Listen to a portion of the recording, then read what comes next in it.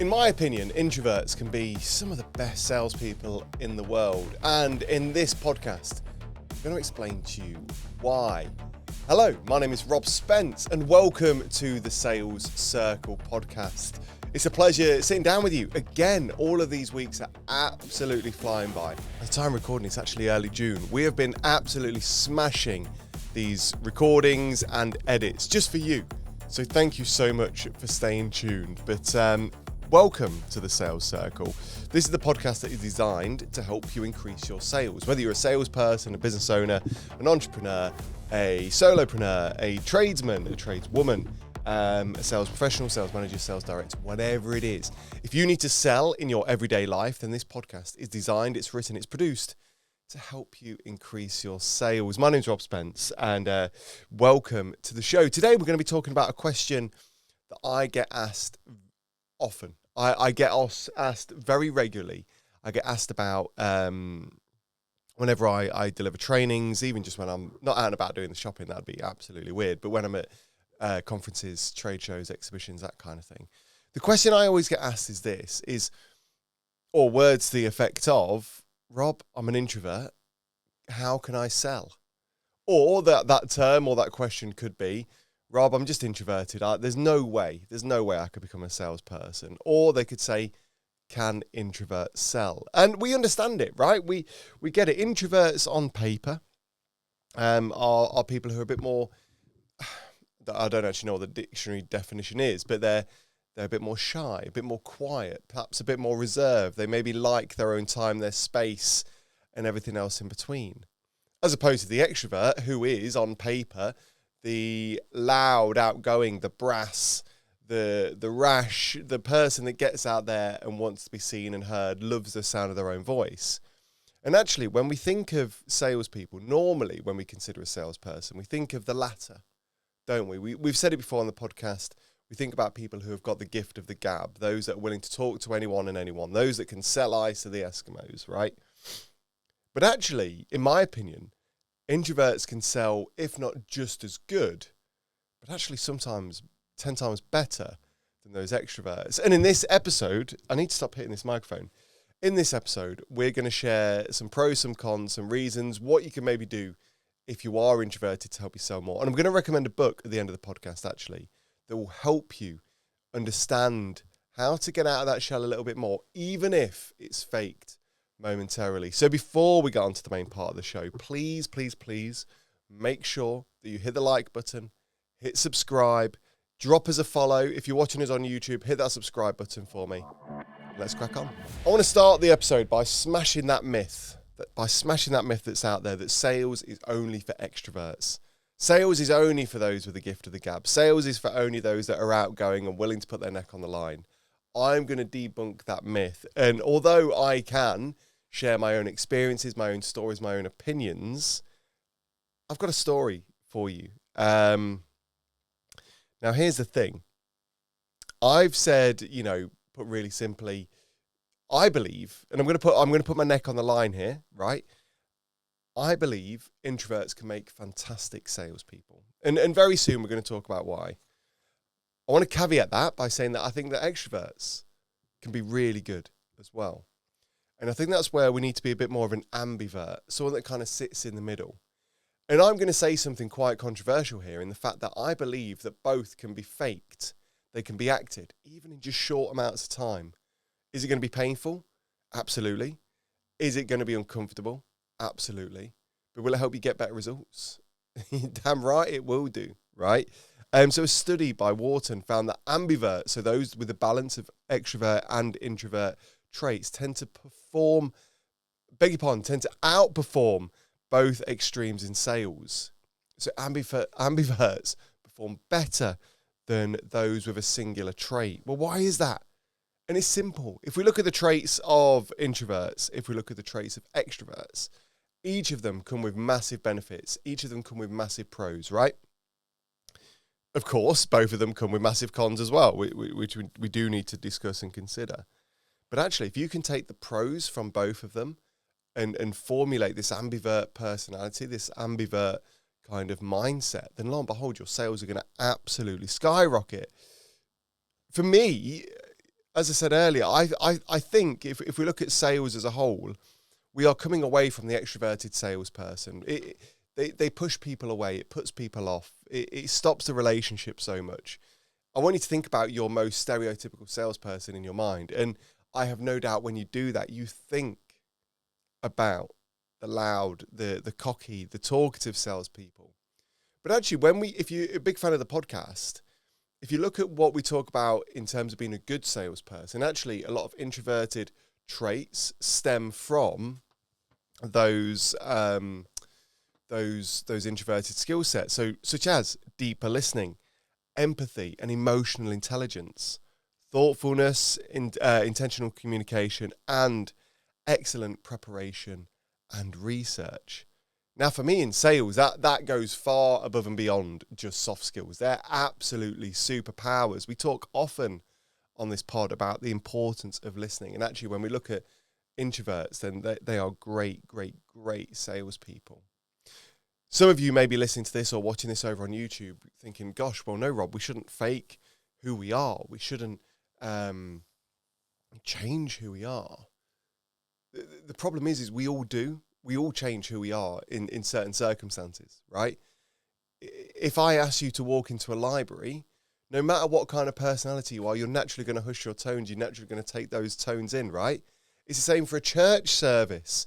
It's the same if you attend a council meeting. It's the same if you attend Ninja Warrior. It's the same if you attend a rave.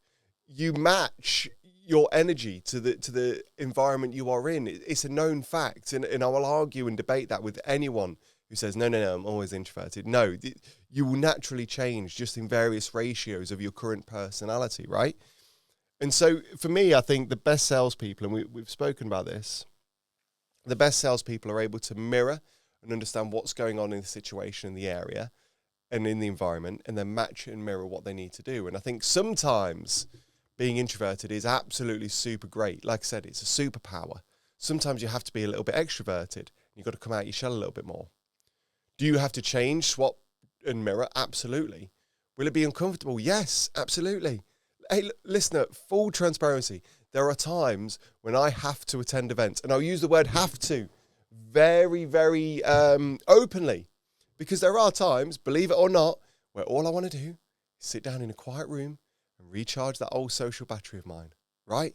There are times when, if I'm honest, all I want to do, right, is sit in front of the TV, get a good PlayStation game on the go, and disappear for an hour or two in a good game, right?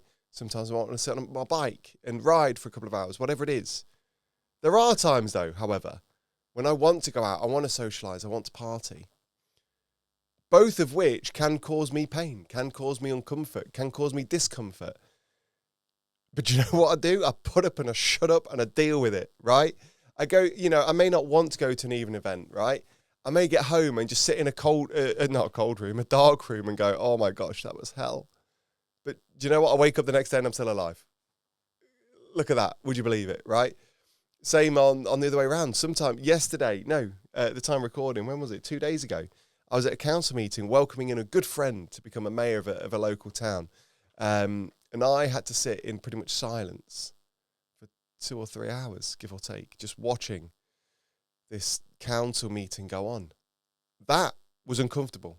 That put me in a sense of discomfort. But do you know what I did? I finished the event, got from it what I needed, supported who I needed supported, got back. I still survived. So, listen, if you're listening or watching this as an introvert, I want you to get used to the thought of being uncomfortable. Sometimes you've got to break from the mold. Sometimes you've got to step up. Sometimes you've got to be a bit of extroverted. Sometimes you've got to be social. You've got to get out there. You've got to talk to people. You've got to socialise. It's going to hurt. It's going to be uncomfortable. But guess what? Over time, it gets easier. And same for you extroverts out there. Sometimes you're going to have to be in a meeting. Oh, no. Okay, right. So, I've been very adamant about making sure the battery is fully charged for these episodes. I've purposely got in super early to charge a battery, and guess what? Rob Spence has put in an SD card that doesn't have the right storage space on it. It's literally they come up with the card is full. Oh goodness, how embarrassing is that? Listen, we're going to keep going. Apologies if you are watching over on YouTube. Obviously, editors, please do just put a thumbnail in for those watchers over on YouTube for the rest of the episode. We'll keep going anyway, so please do listen in. I will get my tech sorted in due course. But where did we get to? Let's look at why introverts and what sort of traits of introverts can become strengths within the sales process.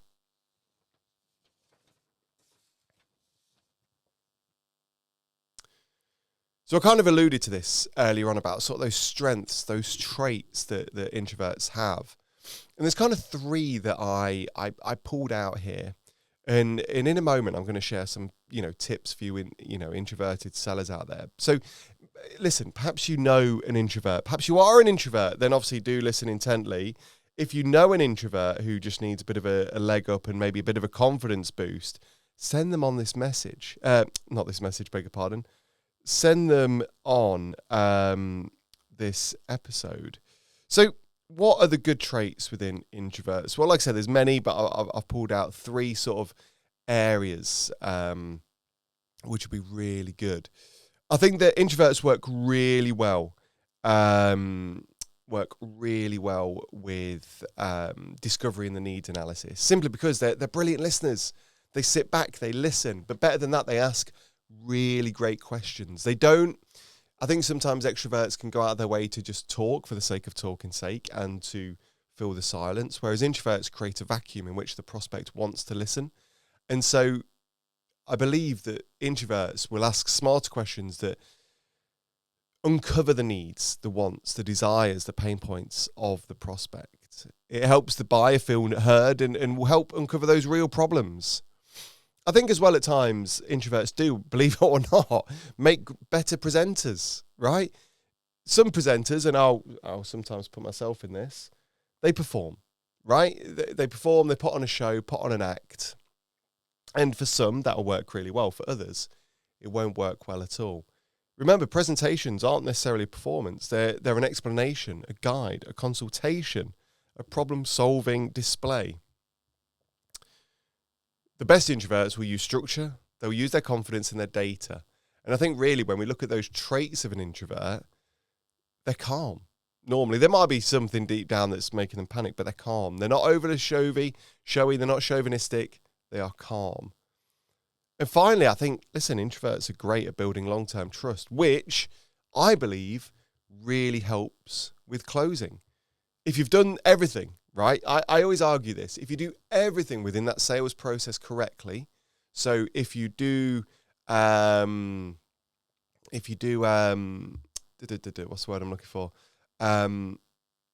If you prospect well, if you ask the right questions, if you present well, if you overcome the right objections at the right time, and you develop the right relationship, closing just happens naturally.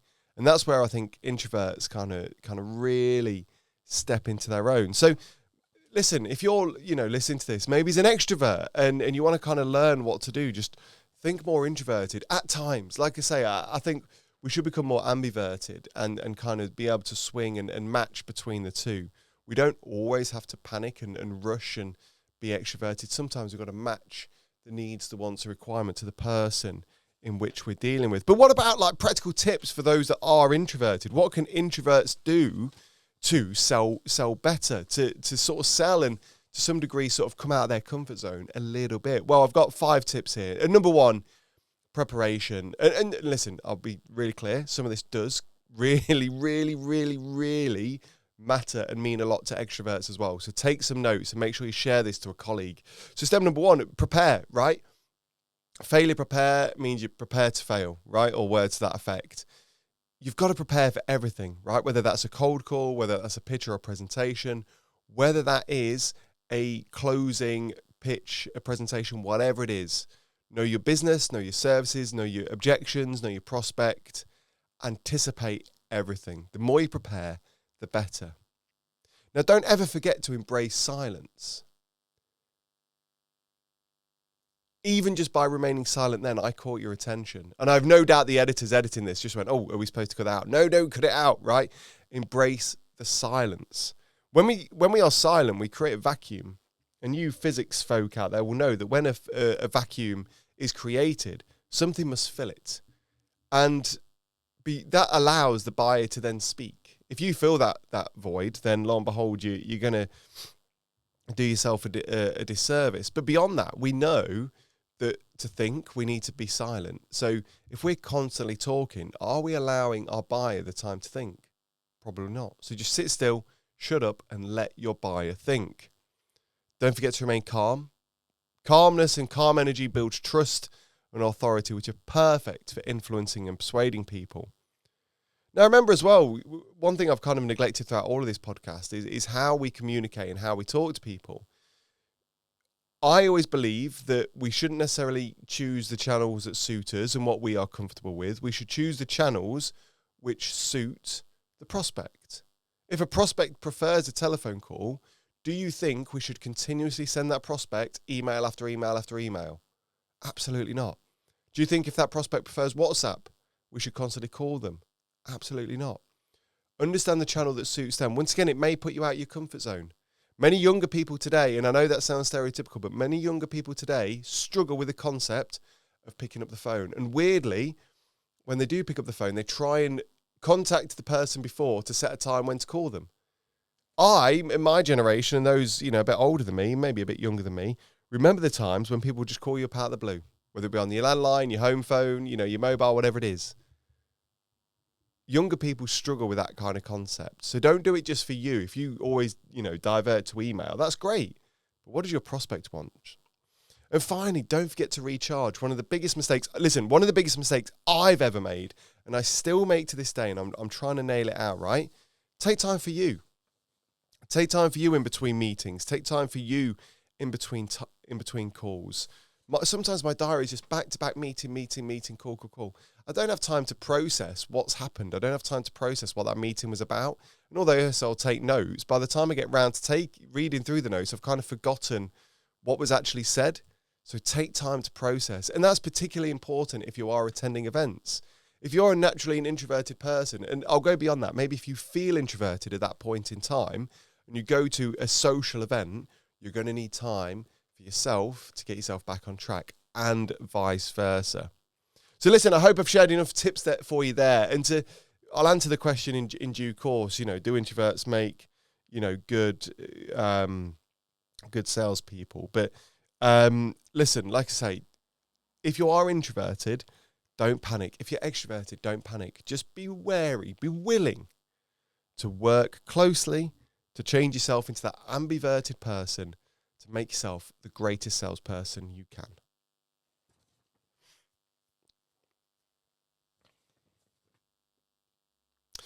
We move on to the listeners' questions. Don't forget, if you've got any burning questions you want to ask about business, about sales, about business growth, about marketing, I want to hear from you. All you got to do is email into thesalescircleofficial@gmail.com or find me personally on LinkedIn. You'll see me. I'm Rob Spence, very active on LinkedIn. Or find us, the Sales Circle, on social media and drop a comment. First one here is from Emma. She says, I get really nervous before networking events. How can I sell myself without faking it? Listen, I think sometimes, let's change that conversation. Let's change that, right? We're not faking who you are. We are acting who we are at times, okay? You've got to go in and own it. I think if you kind of gamify things, set some mini targets, and sort of act in the role that you want to become, things get better. And what that then allows is the more networking events you do, the easier they become. So go in with the goal of having, 2 or 3 meaningful conversations. Don't feel that you've got to work the room and speak to everyone.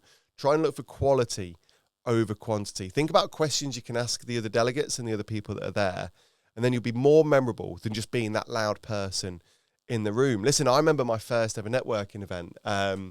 I was still working full time. I'd taken a week off. I think I just had some time to use. Took a week off. And it was actually about a time my first book, Relationship Selling, had been published. And there was a business networking event at a place called the Dovecote in a local area to me. And they had a business networking event called Business Biscotti, I believe it was.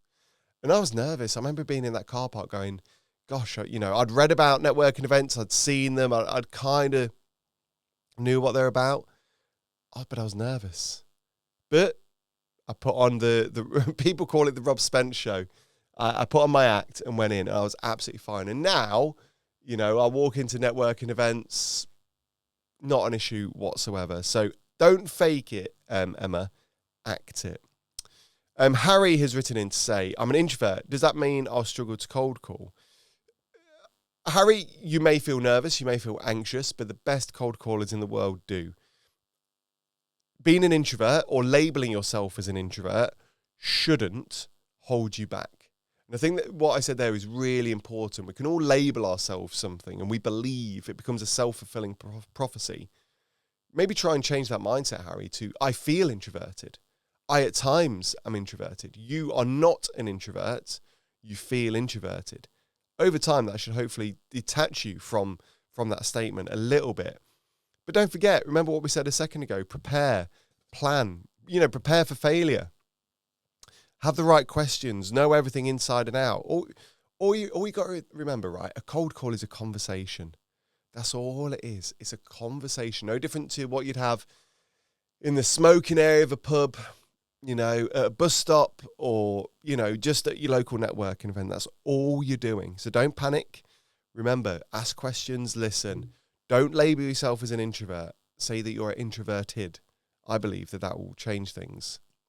And finally, this one comes with no name. This one says, how can I recover from a bad cold call or pitch? I tend to dwell on things. Yeah, listen, I'm the same. What's the term? Ruminate. I ruminate things at times. And sometimes I walk away from a social situation. I'll go, oh gosh, should I said that? Did that person pulled a funny face when I said that? Did I upset them? Oh gosh, well, they didn't look happy when I left. Oh my gosh, I've ruined everything. I'm a horrible, horrible person. Yada, yada, yada. Listen, Anonymous, I ruminate probably harder than the best of them. Listen, if a bad cold call happens, if a bad event happens, if, a bad sale happens, whatever, right? Take it as a learning, reframe it, take it as a positive, right? The more mistakes you make, the more you learn. Okay. My argument here is this. You more than likely can walk now, right? The people listening to this, you can walk. And if I asked you to walk 10 meters, you'll be really good at walking 10 meters. If I asked you to walk a mile, I've no doubt you're probably good at walking a mile. Once upon a time, you couldn't walk. Once upon a time, as a baby, your neurons in your brain, your muscles weren't developed well enough. Your practice wasn't there. And the first time you tried to walk, you fell over. You hit your ass on that ground and you fell over. And I've no doubt that happened 100 times, 200 times, if probably thousands of times. You couldn't walk. You kept trying and you kept failing. You failed and you failed and you failed. But actually, because you didn't stop, each failure took you a tiny bit closer to success, right? You were able to gain that feedback. You were able to understand what was going wrong. You were able to look at your parents and see what they were encouraging you. And lo and behold, now you're a master walker. As again, as a baby, you couldn't have asked you to walk a mile, but it took practice, time, and effort. So if you gave up every time you failed to walk, you wouldn't be walking. Everyone would be struggled. Would be sat just in chairs all day, every day, in bed all day, every day.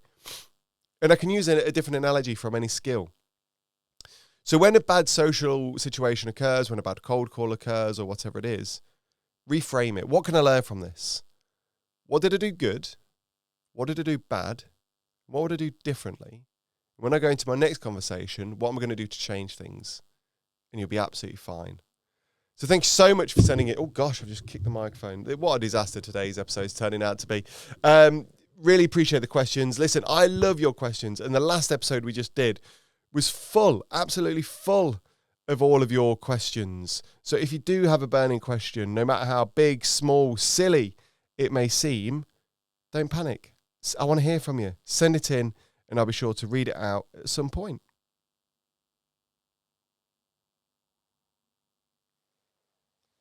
And finally, before we wrap up today's episode, and apologies if you are tuning in on YouTube, don't forget, unfortunately, Rob Spence, in all his stupid glory, forgot to wipe the SD card. So the audio is still going. Obviously, if you're listening on Spotify or Apple Podcasts, it's no stress to you in the slightest. But for those of you watching, I apologize. I promise next week will be 10 times better. But we're going to recommend my book of the week. And this one is ideal for you introverts out there. I've recommended this book before. Now, it's a bit dated. Some of you will think it's cringy. Some of you will think it's a bit icky. Some of you will love it. Some of you will hate it. This book is called The Game by Neil Strauss. Now, I would say, believe it or not, before I read this book, I was naturally introverted. The thought of speaking to people cold, the thought of communicating with people, the thought of walking up to someone in a networking event filled me full of dread. However, The Game, for me, changed all of that. It's not a sales book. If anything, it's not a how-to book. It's a real-life story with great theories, ideas behind it. So The Game is written by an author called Neil Strauss, who is an international bestseller of a variety of books. He's written for Rolling Stone, lives in Los Angeles. He's written How to Make Love Like a Porn Star by Jenna Jameson, Motley Crue's The Dirt, and Marilyn Manson's The Long, Hard Road Out of Hell, as well as other things. But this story is a true story. The Game recounts the incredible adventures of a shy, everyday man who transforms himself into the quick-witted, smooth-talking style, a character irresistible to women.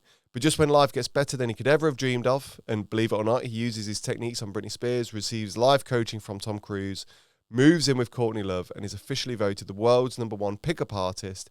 He falls head over heels for a woman who can beat him at his own game.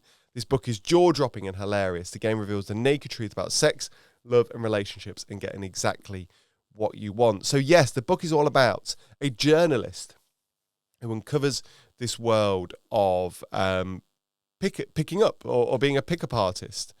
And he goes through a journey of being this shy, slightly introverted individual who can literally pick up anyone at any time. And I believe within there, I could be wrong about the person, but there's a story about how he's staying in a hotel and he saw, I think it was Paris Hilton, I could be wrong.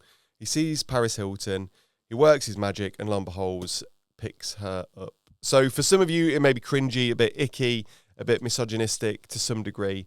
But actually, when we look at it from a psychology point of view and look at it from a view of introverts coming out their shell a bit more and talking and getting what they want, then The Game is the book for you. I'll drop a comment. No, I won't. I'll drop a link to the book in the show notes and the video description below. So if you do want to pick up a copy, then hit that link. And that rounds us up for another episode of the Sales Circle podcast. Again, apologies that the video cut out. I promise I'll do better next week. I am awfully sorry, but if you've made it this far, I'm greatly thankful. If you have yet to, please hit that follow button, hit the subscribe button. Make sure you share it with your colleagues, your peers, or those that you work with. These episodes come out every single Thursday without fail. And we've got some great episodes. We've got some great guests lined up as well. So thank you so much for staying tuned. I've been Rob Spence, and until next time, all the best.